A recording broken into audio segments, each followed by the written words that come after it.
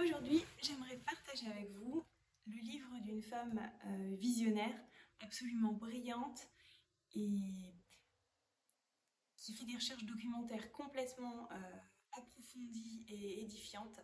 Il s'agit du livre d'Elisabeth Badinter, XY, de l'identité masculine. Donc, Elisabeth Badinter, elle est agrégée de philosophie, euh, elle est aussi spécialiste du siècle des Lumières. Et c'est une féministe universaliste et laïque. Et donc ça, c'est des termes qui sont importants et qu'on évoquera au cours de la lecture du livre.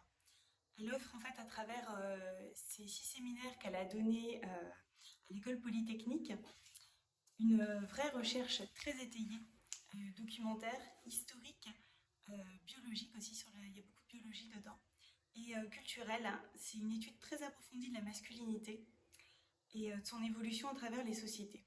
Et essentiellement, on peut mesurer l'impact de la culture et de la société dans laquelle on vit à travers finalement les visions successives et les images figées imposées par les diverses cultures de la masculinité en fait. Elle offre aussi un regard critique qui est positif et qui est empli d'espoir pour l'avenir, avec effectivement une vision du féminisme qui me séduit énormément. Et je trouve que la plus belle définition du féminisme, c'est finalement l'amour et le respect entre les hommes et les femmes à travers la connaissance et la compréhension de l'autre. Et c'est ce qui ressort de tout ce livre. Donc elle évoque d'abord, à travers cette recherche documentaire, ce qu'est le fait d'être un homme, à travers l'histoire, à travers les diverses cultures et sociétés. Donc je vais lire des extraits de son ouvrage.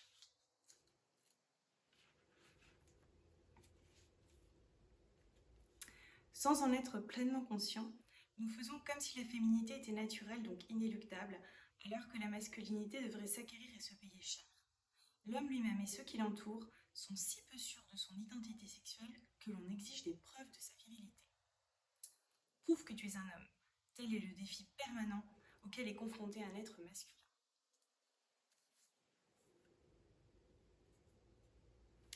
À la question « Qu'est-ce qu'un homme ?», Günter Grass, qui est prix Nobel de littérature, répond « Un lieu de fâcheuse souffrance, un jouet de fortune, un théâtre d'angoisse et de désespérance. » Le propos date justement des années 1970, époque à laquelle les hommes commencent à s'interroger sur leur identité. Prenons exemple sur les féministes qui contestent haut et fort les rôles traditionnels qu'on leur assigne. Certains disent vouloir se libérer des contraintes de l'illusion virile.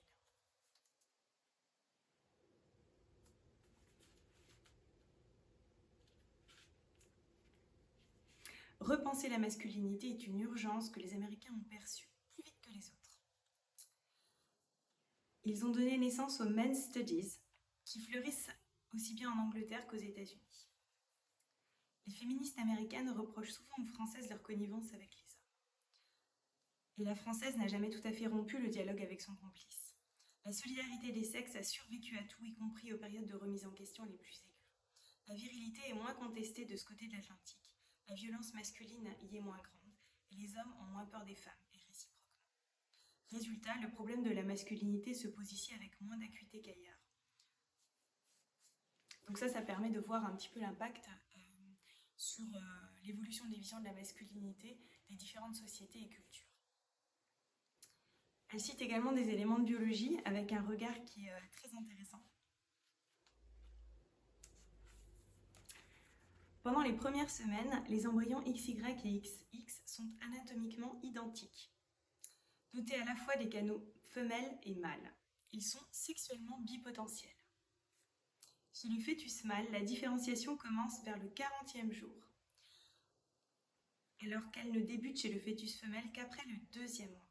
Suit une série de phases critiques du développement sexuel dont les étapes ne peuvent être réalisées ni avant ni après le moment opportun. Tout cela laisse à penser qu'il y a des limites au modèle alternatif, mâle et femelle.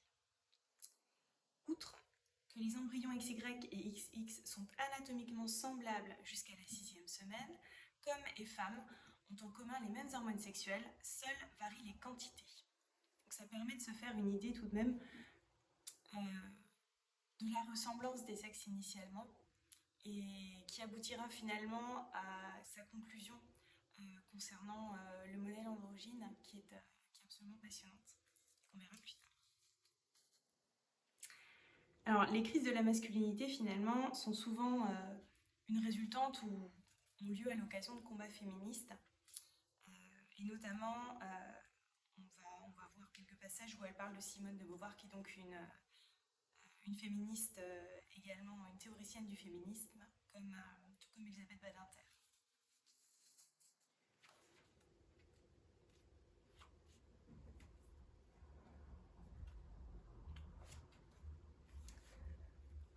Le différentialisme féministe est né à la fin des années 70, les déceptions causées par le féminisme universaliste, largement dominant depuis Simone de Beauvoir, qui préconisait une politique de la mixité fondée sur la philosophie de la ressemblance.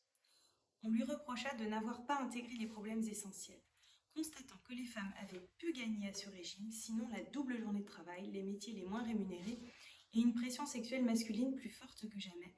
Certaines en conclurent qu'elles avaient fait fausse route. Si l'égalité n'est qu'un leurre, dirent-elles, c'est que les différences ne sont ni reconnues ni prises en compte.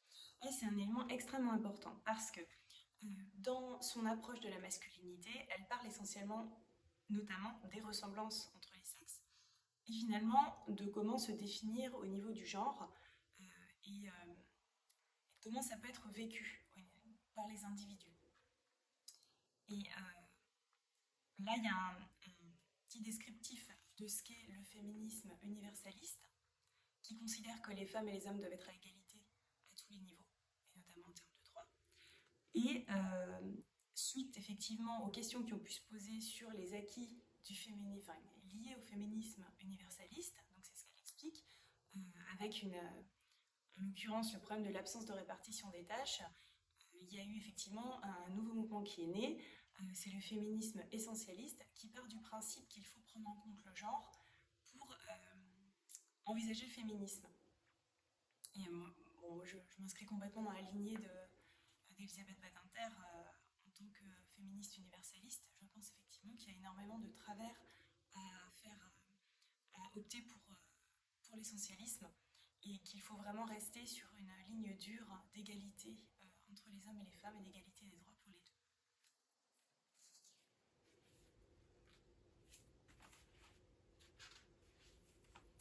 En se fondant chacun sur le principe du déterminisme biologique, sociobiologie et féminisme différentialiste parviennent à un résultat similaire.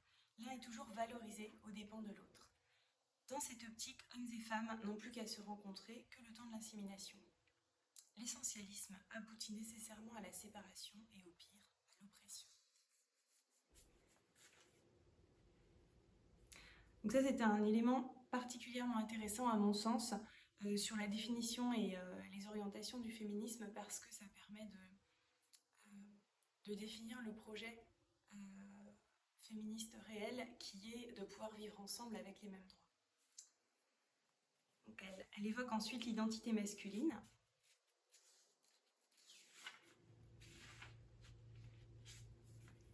Et aussi donc les difficultés de l'identité masculine. Dès 1959, la psychologue américaine Ruth Hartley comprend que le petit garçon se définit avant tout négativement. Les mâles apprennent généralement ce qu'ils ne doivent pas être pour être masculins avant d'apprendre ce qu'ils peuvent être. Beaucoup de garçons définissent simplement la masculinité comme ce qui n'est pas féminin. Le propos est si vrai que l'on pourrait dire que dès la conception, l'embryon masculin lutte pour ne pas être féminin. Né d'une femme, bercé dans un ventre féminin, l'enfant mâle, contrairement à l'enfant femelle, est condamné à la différenciation pendant une grande partie de sa vie. Lui ne peut exister qu'en s'opposant à sa mère, à sa féminité, à sa condition de bébé passif.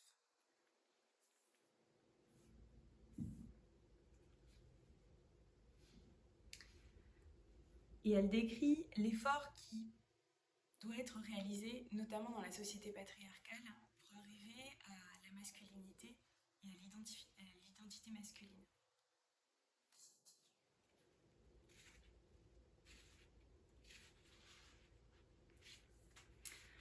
L'enfant mâle est successivement tout et son contraire. Féminin d'origine, il est sommé d'abandonner sa première partie pour en adopter une qui lui est opposée, voire ennemie.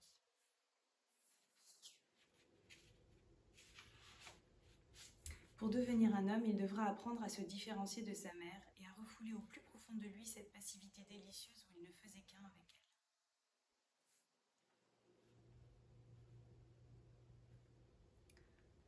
Le concept de proto-féminité chez l'enfant mâle a été évoqué pour la première fois par Stoller en réponse aux théories de Freud sur la masculinité innée. Ce faisant, Stoller a opéré une révolution radicale. Si Freud réduisait la bisexualité originaire au primat de la masculinité les 2 premières années de la vie, le psychiatre psychanalyste américain suggère au contraire que la bisexualité originaire se réduit au primat du féminin. Donc on voit finalement se dessiner tout doucement un lien artificiel entre le genre et l'orientation sexuelle.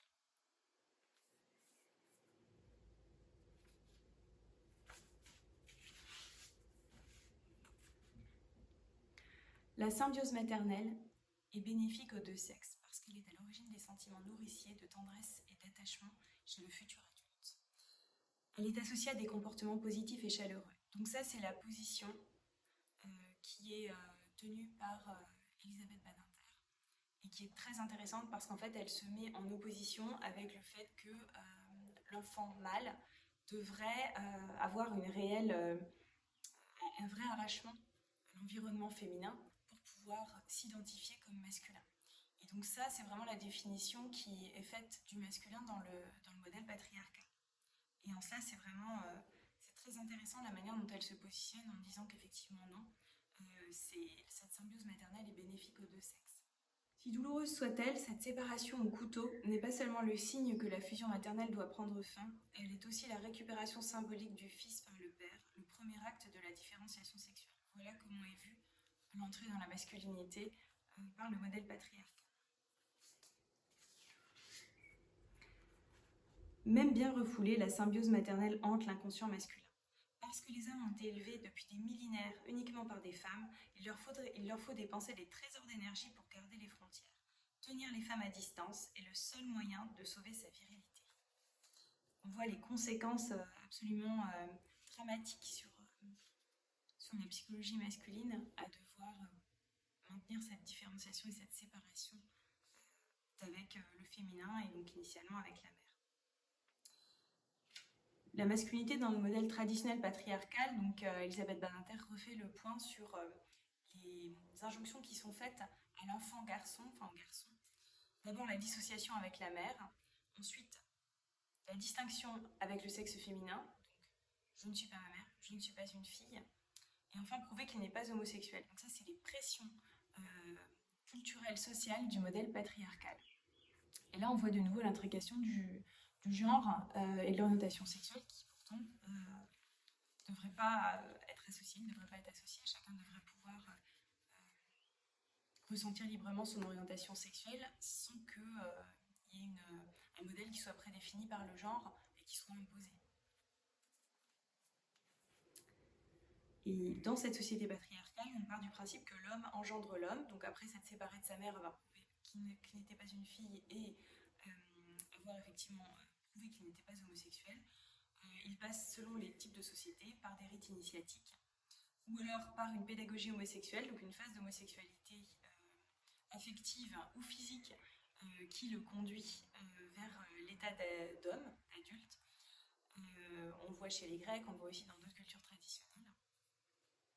Et des pères plutôt que des pères, hein, donc père P-A-I-R-S plutôt que des pères P-E accent grave R-E-S. Ça, c'est pour ce qui est du modèle patriarcal dans la société industrialisée, puisque finalement les hommes étaient éloignés du foyer et donc la masculinité se développait à travers des groupes de pères masculins qui montraient ça. Donc ça, c'est vraiment typiquement le modèle patriarcal qui impose cette masculinité aux hommes. Un autre élément qu'elle définit et qui est très intéressant, c'est l'instinct maternel. Et ça, je suis absolument ravie de pouvoir partager ça avec vous maintenant. Donc elle déconstruit le mythe de l'instinct maternel, qui est quand même tout de même extrêmement culpabilisant pour les femmes et qui exclut complètement les pères de la relation avec l'enfant. Le mythe ravageur de l'instinct maternel. La théorie de l'instinct maternel est démentie par l'histoire des comportements. Aliénant et culpabilisant pour les femmes, le mythe de l'instinct maternel se révèle ravageur pour les enfants et en particulier pour les fils. La théorie de l'instinct maternel postule que la mère est seule capable de s'occuper du nourrisson et de l'enfant parce qu'elle y est biologiquement déterminée. Elle a un petit aparté, je suis désolée, mais le féminisme essentialiste, ça revient un petit peu à ça. Le couple mère-enfant formerait une unité idéale que nul ne peut ni doit perturber. En soutenant l'idée d'un attachement exclusif de l'enfant pour la mère et d'une prédisposition naturelle, on se demande pourquoi, de celle-ci à s'occuper de celui-là, on légitime l'exclusion du père et on renforce d'autant la symbiose mère-fils. C'est un élément finalement de toute puissance et de possession, peut-être qui peut qui peut présenter un bénéfice secondaire dans la sensation d'exister quand il n'y a pas d'autres possibilités pour les femmes de pouvoir exister dans la société. Et qui est bien dommage parce que c'est préjudiciable aux hommes comme aux femmes et surtout aux enfants. Autant dire que l'on prolonge la proto-féminité du garçon au détriment de l'identification paternelle. En général, pour la plupart des psychanalystes classiques, le père ne peut ni ne doit se substituer à la mère, pas même partager le maternage. Il doit rester le déversoir possible de la haine de l'enfant, incarnation du principe de réalité, et laisser à la mère le privilège et la charge d'incarner le principe de plaisir. Représentant de la loi, le père doit savoir tenir ses distances. C'est quand même priver le père d'une source d'amour infini et d'une relation tendre et sensuelle avec son enfant, et il n'y a absolument aucune justification pour le faire. Françoise Dolto lance cet avertissement solennel. Que les pères sachent bien que ce n'est pas le contact physique, mais par la parole qu'ils peuvent se faire aimer d'affection et respecter de leurs enfants.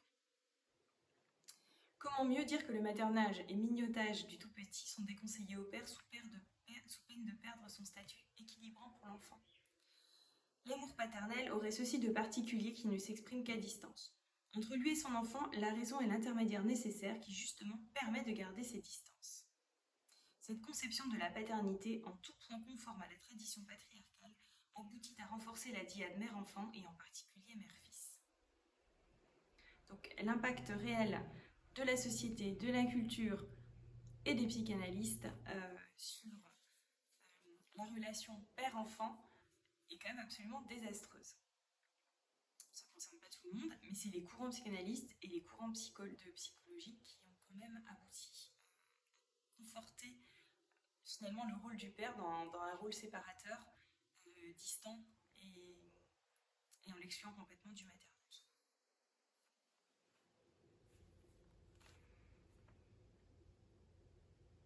Donc, elle se positionne, Elisabeth Badinter se positionne. Il est temps de mettre fin au maternage exclusif de la mère pour briser le cercle vicieux. Donc c'est une amorce de solution déjà, quand je disais que ce livre est optimiste.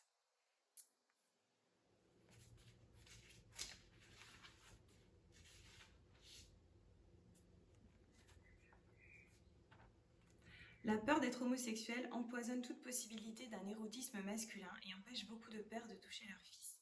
Donc là, on voit que l'injonction du modèle patriarcal de la définition de la masculinité, être distincte de sa mère, ne pas être une fille et ne pas être homosexuel, ça a un impact réel sur la relation père-fils et ça interdit tout maternage. Lorsque les pères laissent à la mère seule l'accès direct au corps de l'enfant, les fils ne peuvent se développer positivement par rapport au corps du père, mais plutôt seulement négativement contre le corps de la mère. Et c'est vrai que se développer négativement, c'est absolument terrible. Reste qu'on ne brise pas le cercle vicieux, la transmission de l'homophobie de père en fils, d'un coup de baguette magique. Aucune décision rationnelle ou idéologique ne suffit à mettre un terme à cette peur. Mais une génération de féminisme a déjà fait éclater le modèle masculin et questionné sévèrement le rôle du paternel traditionnel. Ici et là apparaissent de nouveaux comportements parentaux qui devraient mettre un frein à ces peurs. Encore de l'optimisme. C'est vrai qu'on voit quand même dans la société qu'il y a une vraie évolution dans la parentalité.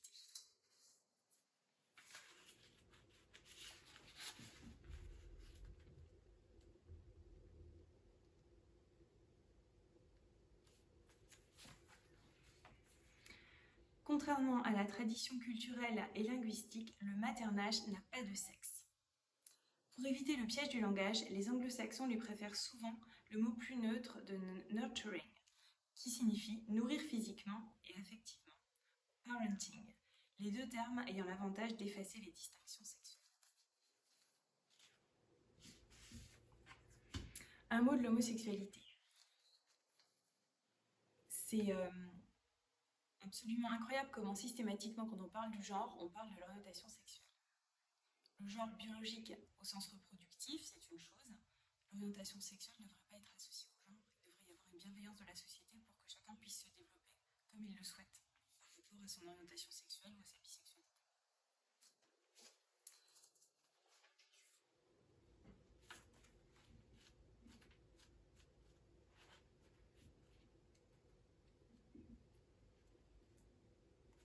Prenant conscience que l'homosexualité est un concept beaucoup plus large que celui de l'identité sexuelle, les Gay Studies entreprirent de montrer que les homosexuels étaient des hommes comme les autres.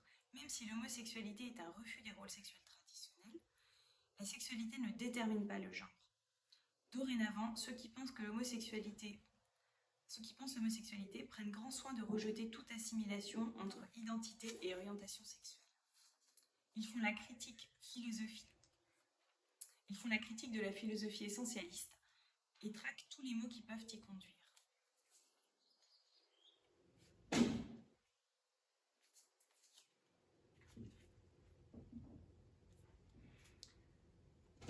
Et par ici, elle parle effectivement de l'impact du positionnement des sexologues, justement, sur le lien entre le genre et l'orientation sexuelle. Par la suite, fait observer Jeffrey Weeks, beaucoup de sexologues comprendront le danger de typologie rigide, mais c'était trop tard. Une fois imposé le type de l'homosexuel, il se révéla impossible d'y échapper. Les pratiques sexuelles étaient devenues le critère de description de la personne. Est-ce à dire que les sexologues ont créé l'homosexuel? Oui et non. Les pratiques homosexuelles existent partout et depuis toujours. Mais jusqu'à ce que la sexologie leur ait collé une étiquette, l'homosexualité n'était qu'une partie du sentiment d'identité, une vague partie du sentiment d'identité. L'identité homosexuelle telle que nous la connaissons est donc une production de la classification sociale, dont le but essentiel était la régulation et le contrôle. Nommer, c'était emprisonner.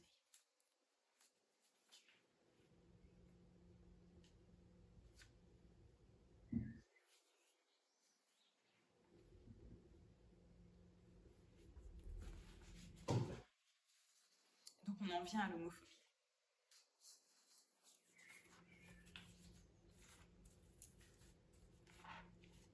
L'homophobie ne concerne qu'une minorité de gens. Elle est liée à d'autres peurs, notamment celle de l'égalité des sexes. Les homophobes sont des personnes conservatrices rigides favorables au maintien des rôles sexuels traditionnels, y compris dans d'autres cultures. En fait, l'homophobie renvoie à la peur secrète de ses propres désirs homosexuels. L'homophobie dévoile ce qu'elle cherche à cacher, et pourtant, elle est souvent exhibée et même revendiquée.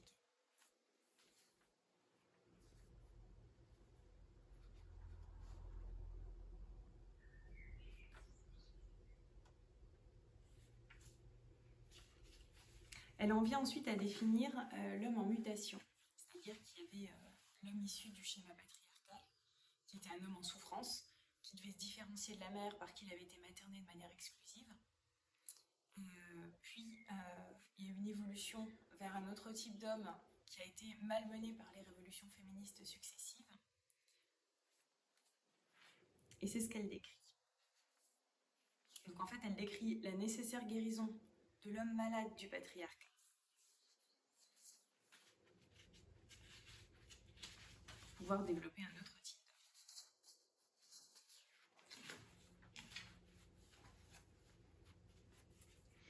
Les hommes ont les mêmes besoins affectifs que les femmes. Le rôle stéréotypé masculin leur impose des sacrifices et la mutilation d'une partie de leur humanité.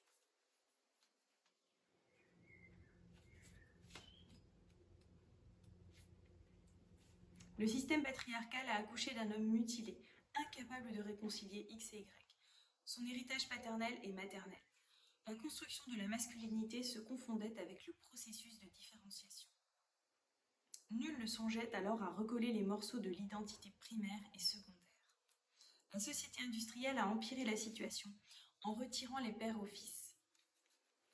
Les fils abandonnés à leur mère ont eu plus de mal encore à se différencier d'elles et à conforter leur sentiment d'identité. Plus récemment, après le rejet féministe du patriarcat et du type masculin qu'il engendre, certains ont pensé que l'on pouvait faire l'économie de la différenciation, ce qui finalement est faux. La réaction antipatriarcale a engendré un homme tout aussi mutilé que le premier, qui ignore cette fois l'héritage paternel. Beaucoup d'hommes aujourd'hui sont malades de cette fragmentation du soi. La prise de conscience douloureuse d'une identité tronquée est propice à la reconstruction du paysage masculin, qui prendrait acte enfin du double héritage. Depuis une quinzaine d'années, les Men's Studies ont noté l'étroite relation entre la masculinité et le refoulement massif d'une partie de soi, le déni de la bisexualité et la condition de l'établissement des frontières. Mais le résultat est un homme décomposé, fragmenté, qui n'aura connu de complétude que dans la toute première période de sa vie avec sa mère. Donc la solution n'est ni dans le modèle patriarcal, ni dans le modèle suivant où le féminisme a permis aux femmes de trouver leur place en se positionnant dans la société, en créant un peu le héros féminin, au détriment de l'homme qui est né de générations de femmes qui n'ont pas été accompagnées par des hommes, par les modèles familiaux ou alors par les contraintes liées au travail, et qui n'ont pas réussi à pouvoir développer une masculinité.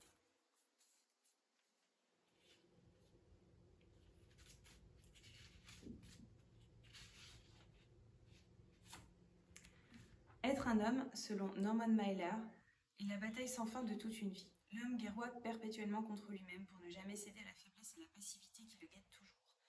Le mâle mailérien s'épuise dans un combat jamais gagné. Homophobe et misogyne, il est l'être dématricié dont parlent Phyllis Chester et Margaret Mitterlich, ravagé par un idéal masculin qui finit par le faire mourir prématurément avant les femmes. Donc ça, c'est le positionnement de la société patriarcale, qui aboutit. Les psychologues qui se sont penchés sur les violeurs tendent à penser que le viol est une pathologie de la virilité et non l'expression de la virilité normale. Un problème de genre et non de sexe. Le viol serait d'abord la conséquence d'un échec de l'identification masculine et d'un refoulement excessif de sa féminité, qu'il appelle automutilation. C'est les travaux de David Lissac. Depuis près de 20 ans, on soupçonne notre vieil idéal masculin d'être fatal à l'homme lui-même. Alors bien sûr, tous les hommes qui ont grandi dans un modèle patriarcal ne violent pas les femmes, évidemment, mais c'est une des conséquences possibles de la violence de l'élevage des garçons dans le modèle patriarcal.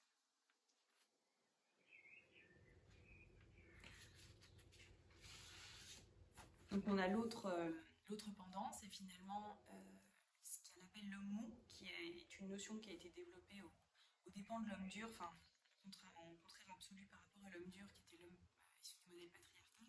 L'homme mou finalement c'est celui qui a eu du mal à développer son identité masculine, donc dans un monde où justement les femmes ont un positionnement qui a complètement changé. L'homme mou succède à l'homme dur, tout comme son contraire absolu. Pour plaire aux femmes qui mettaient le macho en accusation dans les années 70, certains hommes ont cru devoir abandonner toute virilité et adopter valeurs et comportements féminins plus traditionnels.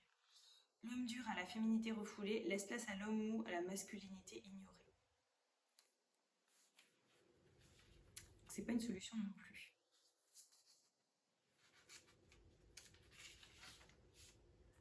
Le rêve égalitaire a démantelé la masculinité traditionnelle et mis fin à son prestige.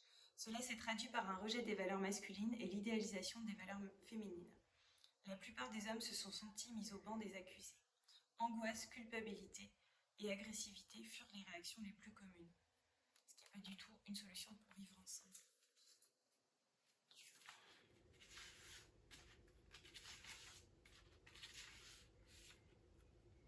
Depuis 30 ans, la révolution des femmes a intensifié la tristesse des garçons et la terreur de la perte du père. Parties à la conquête du monde, les femmes offrent l'image de la force et de la vitalité qui contraste avec l'impassibilité et le malaise des pères.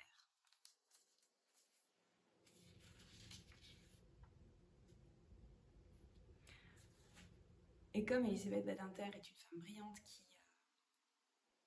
part de réflexion extrêmement cartésienne sur la culture, sur la biologie et sur l'histoire. Il arrive à des conclusions et des hypothèses d'évolution de société, et en l'occurrence quelque chose de très positif avec une masculinité qui est en train, à mon sens, de se développer maintenant chez les jeunes parents et qui aura certainement des conséquences sur le développement des enfants, des garçons qui sont nés à l'époque actuelle, qui naissent actuellement. Donc il y a plusieurs solutions, il y a plusieurs évolutions possibles qui vont permettre d'aboutir à une remise en question du stéréotype de genre. Et ça va avoir plusieurs impacts. Ça va avoir un impact majeur au niveau de la nouvelle définition de la masculinité, qu'elle appelle l'homme réconcilié. Ça aurait aussi un impact au niveau de la place des homosexuels dans la société parce que ils seront moins confrontés aux stéréotypes.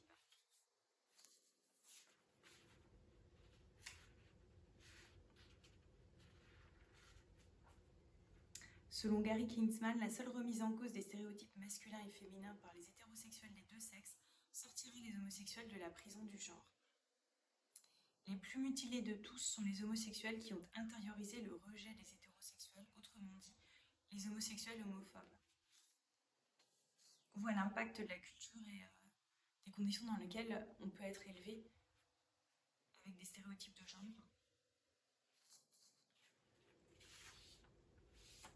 C'est seulement lorsque les hommes mutilés laisseront la place aux hommes réconciliés que les homosexuels pourront à leur tour vivre en paix. Elle décrit ensuite l'homme réconcilié. L'homme réconcilié n'est pas une quelconque synthèse des deux mâles mutilés précédents. Celui qui a trouvé son père et retrouvé sa mère, c'est-à-dire celui qui est devenu un homme sans blesser le féminin maternel. La réconciliation illustre le mieux l'idée de dualité d'éléments qui ont dû se séparer, voire s'opposer avant de se retrouver. Elle prend en compte la notion du temps, d'étapes à franchir, de conflits à résoudre. Aujourd'hui comme hier, le garçon ne peut pas faire l'économie de la différenciation masculine, qui se traduit par une mise à distance de la mère et l'adoption d'un autre mode d'identification. Mais la réconciliation ne peut pas s'opérer par l'élimination d'une des deux parties. Les retrouvailles de l'homme adulte avec sa mère première sont aux antipodes de la haine de soi qui procède par exclusion. L'homme réconcilié ne peut naître que d'une grande révolution paternelle. Celle-ci, à peine commencée depuis une vingtaine d'années, nécessitera plusieurs générations pour être pleinement effective.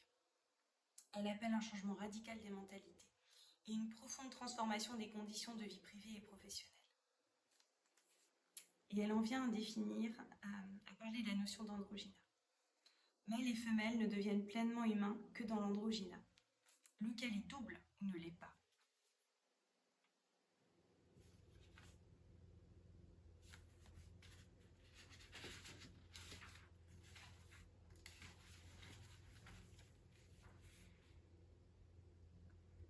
Il alterne l'expression de ces deux composantes selon les exigences du moment.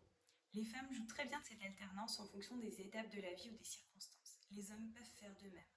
L'identité androgyne androginale permet un va-et-vient des qualités féminines et masculines qui n'est comparable ni à l'économie de la séparation et de la distance de jadis, ni à l'écologie de la fusion. Elle ressemble à un jeu entre les éléments complémentaires dont l'intensité varie d'un individu à l'autre. L'identité sexuelle intériorisée, chacun joue de sa dualité à sa façon. L'androgyne humain est un être sexué, distinct de l'autre, qui ne peut intégrer l'altérité que lorsqu'il s'est trouvé lui-même.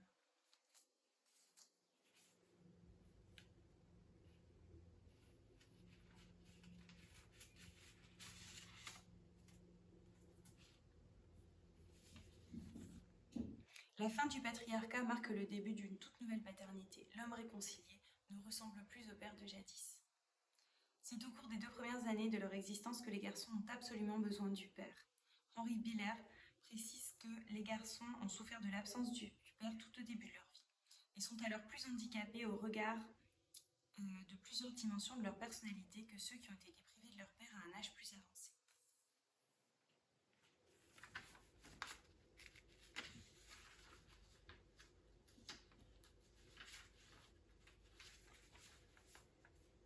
Dans certaines familles norvégiennes où le père et la mère travaillent à mi-temps et partagent les activités parentales, on relève le plus fort taux de pourcentage de satisfaction des deux membres du couple.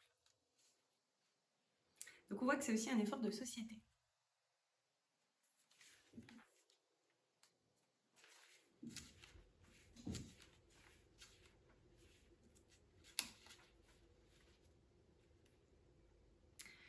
Il est surtout grand temps de faire l'éloge des vertus masculines qui ne s'acquièrent ni passivement ni facilement, mais se disent en termes d'effort et d'exigence. Elles s'appellent maîtrise de soi, volonté de se surpasser, goût du risque et du défi, résistance à l'oppression.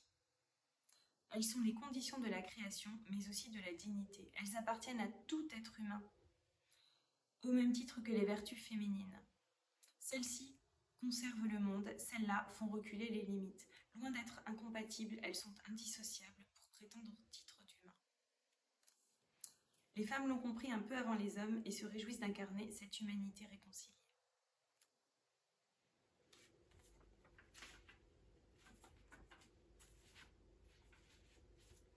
Aujourd'hui, contraints de dire adieu au patriarche, ils doivent réinventer le père et la virilité qui s'ensuit. Les femmes qui observent ces mutants avec tendresse retiennent leur souffle.